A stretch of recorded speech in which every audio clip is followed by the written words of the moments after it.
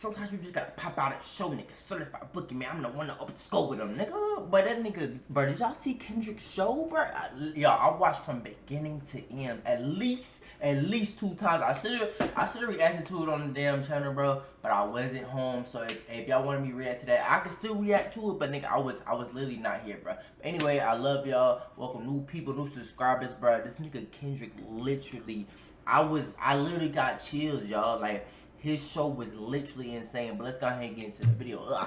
All right, we need to talk about this Kendrick Lamar pop-out show performance. Yeah, this recent one-off show Kendrick did over in California, and the whole thing was just a massive, gigantic celebratory victory lap after he pretty much won, unequivocally won, the biggest rap beef. If you say Drake won, bro, I'm not gonna lie, bro. You're a massive dick rider. I'm not gonna lie to you, and that's okay. Listen. If you are on the OBO team, nigga, I expect you to do nothing but dick ride. But if you are a civilian out here and you saying, "Oh, that nigga Drake won the big," no, nigga, no. But I guarantee, bro, niggas not singing like the Heart Part 6. What's that? Drive. Or I don't even know the name of that song. See, I don't even know the name of this nigga songs for real, bro. That's how you know. And like, I got no shade, nothing against Drake. It's just this nigga Kendrick a fucking, like, he just dominant every time. Like, it's like the Warriors versus the Cavs, my nigga. Look, you had me in the first half. Look, Drake had me in the first half.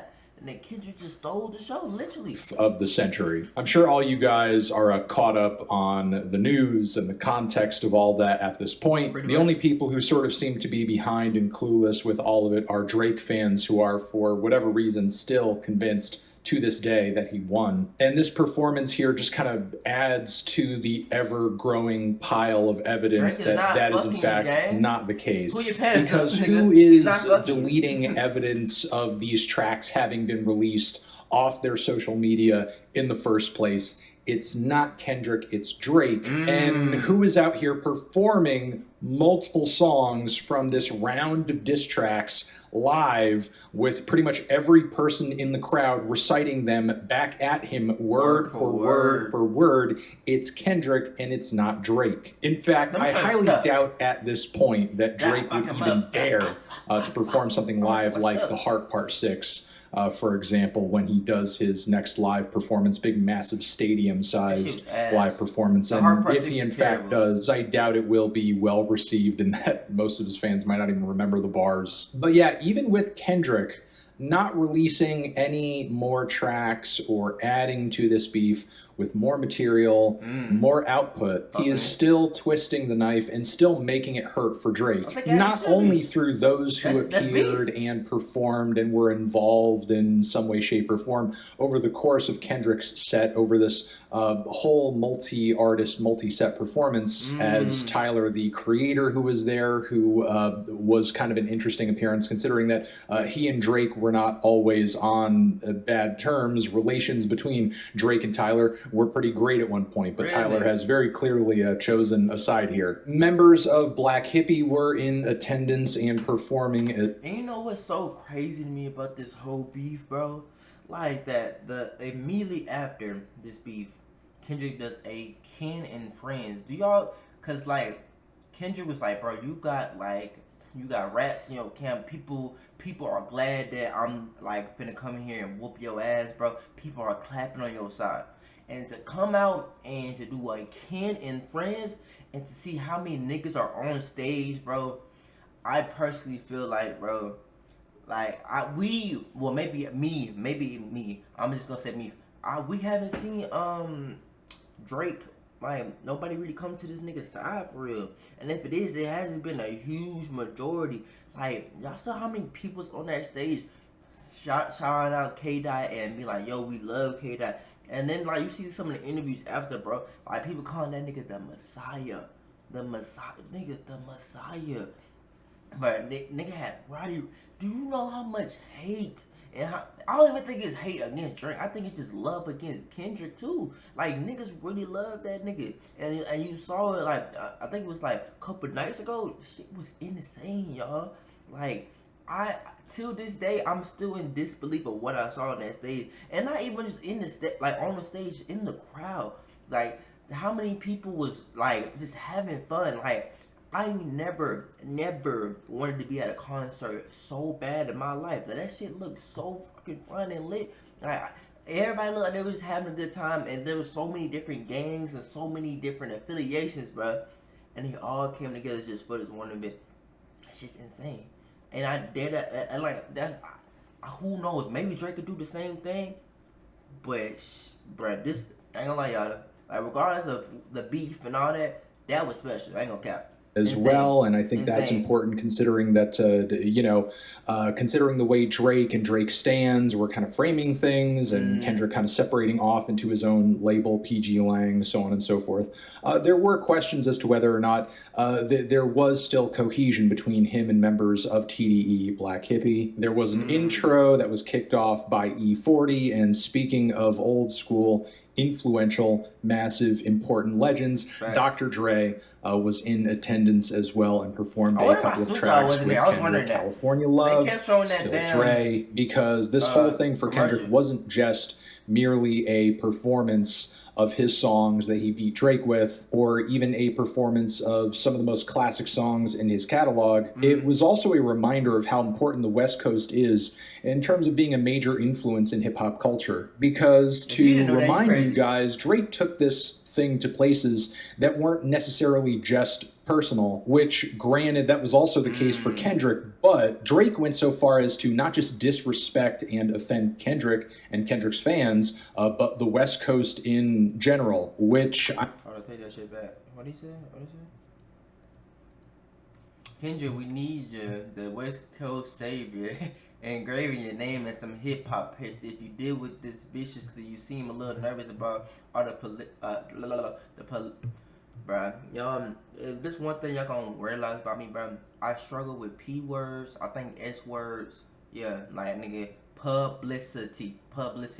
Fuck this Canadian light-skinned dot. We need a not debated West Coast big man, call him a bitch for me. Which, I mean, as a rapper, it doesn't really matter how big or huge or influential you are, you're only gonna get so far doing that. Why Drake didn't see this like blowing up in his face in retrospect, I don't know. But clearly his presumed Teflon untouchability was not in operation over the course of this beef. And that's proven in the multiple names and the artists who basically decided to take part in this event, in this performance, and celebrate with Kendrick. Real quick, my bad for pausing, but I had to get this off. I think another thing that like got into the way of the beef is everybody putting time limits, but I think Kendrick reacted way better with the time limits than Drake did. To drop, I think it was Family Matters, and then Kendrick to drop, was it Meet the Grams immediately after, y'all, was insane. Because I think Academics, he was the one keeping. He's like, hey, you got a couple days. Hey, Kendrick, you got a couple days. Hey, Drake, you got a couple days. And I think that time limit kind of messed up the art, so to speak. But hey, they killed it. Shout out to them boys, both sides, Kendrick and Drake. They did their thing. They came in, but hey, Kendrick got the victory. In shitting on Drake even further. I mean, even YG was around at this thing, and it's kind of funny how he ended up in the mix, especially given that Drake mentioned him on one of these tracks as proof that, yeah, Kendrick, he's not really LA, he's out of touch, he's out of state, he's not actually a gangbanger, so on and so forth. Then further down the road, there's YG right there celebrating with Kendrick. And I mean, again, why Drake didn't see this coming, I don't know, because like YG's breakout album is hugely influenced narratively and stylistically by Good Kid, Mad City. YG is clearly a Kendrick fan. But yes, lots of artists and celebrities and performers of all stripes were involved or dancing on stage during this thing. Kendrick's set involved, as I said, multiple tracks from this round of disses. Not just Euphoria, which kicked the entire set off. Kendrick's performance was electrifying. The low lights, the red everywhere was bone-chilling. Kendrick was actually also adding extra bars and details to... my bad again. Why did this nigga not start off with Meet the Grams? Oh my god. Nigga, if that nigga would perform Meet the Grams and niggas was singing that shit, Dear Adonis, oh my god, and cause y'all, when he came up off that stage, bro, and it was pitch black dark, bro, I said it's gonna be Euphoria or it's gonna be Meet the Grams, and I could have sworn I thought I was gonna hit that. Bro, I was ready. To the song One Line about Drake having to give back Tupac's ring. He did 616 in LA as well, and he topped the entire set off with 5 various performances of Not Like Us and gave the crowd the instrumental one more time at the very end. And yeah, the performance itself over the course of its hour-plus runtime was already hype, but by the time you were getting into multiple plays of Not Like Us, it was just turning into complete pandemonium. So again, coming away from this, I don't know how you could possibly see anybody but Kendrick as the winner here, because he beat Drake not only in terms of writing and performance and quality of music in the midst of this beef, but he also beat the guy in the numbers game too. And to sort of put the final nail in the coffin on this thing, clearly Kendrick was able to turn out a massive audience and a star-studded guest list, not to see a performance of some new hit album he has out or anything like that. No, it was to celebrate the fact that lyrically he beat the ever-living daylights out of Drake and turned that man inside out. Moving past this point, though, I don't know if in the long term this beef and the way that it played out is really going to affect the overall hierarchy of the mainstream in hip-hop. I think as long as Drake continues to churn out super popular, super bland, widely accessible hits, he most likely will continue to maintain some pretty massive chart positions. But I wouldn't be surprised past this point if this whole thing didn't cause Drake to operate a little bit differently, kind of tone it down on the tough talk, kind of tone it down on the constant sneak dissing, and I don't know, maybe actually make some true and real and honest friends in the music industry. Because for how many records, how many songs? Hold on. You can't just be throwing stuff. Okay. Drake invites Toronto rapper YG in the what the fuck? The Wazzles to his house after dissing Kendrick Lamar in a song called Bad Kid, Mad City, and warning Kendrick and anyone from the West Coast about coming to Toronto. Nigga, I ain't gonna lie. If I'm Drake, nigga, I ain't going to LA. It's too many. I don't know who's a op. Nigga, I don't know who's a op. Nigga, you know how many people's on that goddamn stage? Hell no. Nigga, if I'm Drake, nigga, I'm like, nigga, what the fuck I need to go to LA for? The fuck? Nigga, I ain't gonna lie. Do y'all feel like Kendrick go to Toronto? I definitely feel like he'd be okay. I ain't gonna cap. I feel like he'd be okay. In the music industry, because for how many records, how many songs, for how many years now have we heard Drake say over and over and over, I got no friends, I have no friends in the industry, friends with nobody, no new friends. That's true. Unfortunately, that really kind of came around to bite him in this instance. I mean, look, everything that I'm saying here is obviously being given by somebody who has a total and utter outside perspective, but Drake's non-stop obsession with just his own personal success, and only that, has robbed him of the ability and the capacity to move and truly dominate and eventually call on the culture that he supposedly is like the king of. If this performance and Kendrick winning this beef is proof of anything, it's that the numbers that you see on Spotify, the monthly listeners, so on and so forth, chart positions, they're not necessarily a reflection of cultural weight and impact. Because again, who is the artist who's doing a performance like this, pulling off a performance like this? It's Kendrick, it's not Drake. Drake's not doing a Response Toronto show where everybody is rapping Family Matters back at him. Yeah, okay. I'm trying to be open. Do y'all feel like Drake couldn't do that? Like he couldn't go to Toronto and niggas just rap the shit word for word, bar for bar? Family Matters? I feel like the whole crowd?